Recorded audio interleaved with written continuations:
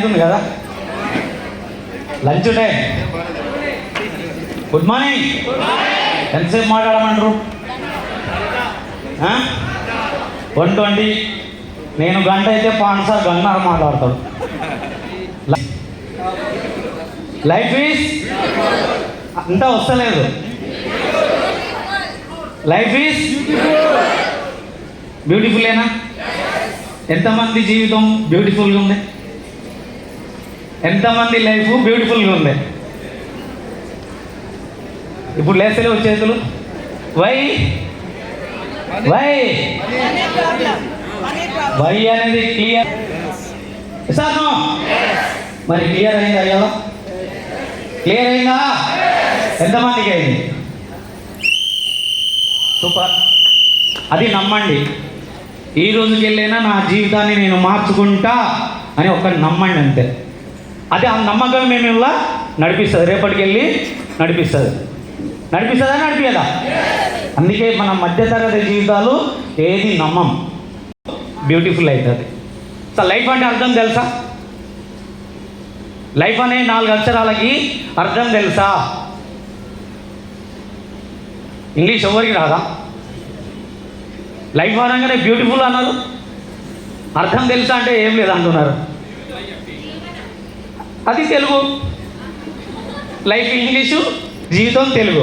ఎసానో life అంటే learning. నేర్చుకుంటున్నావా? నేర్చుకుంటున్నావా?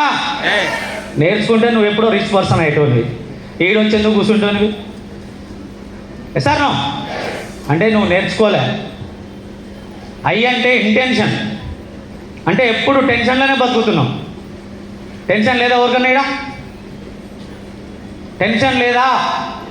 Tension లేకుండా బతుకుతున్నావా?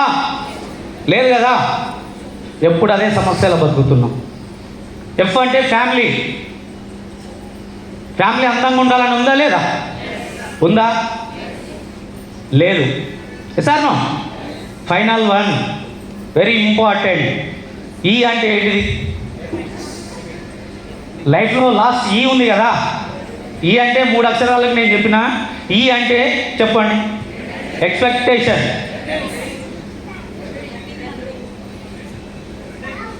Once ఇంకా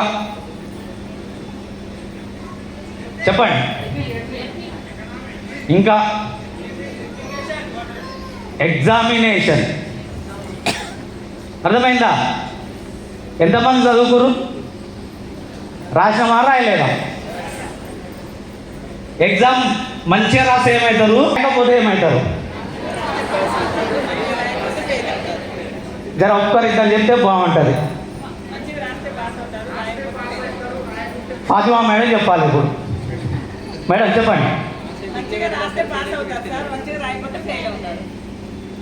అంతే కదా.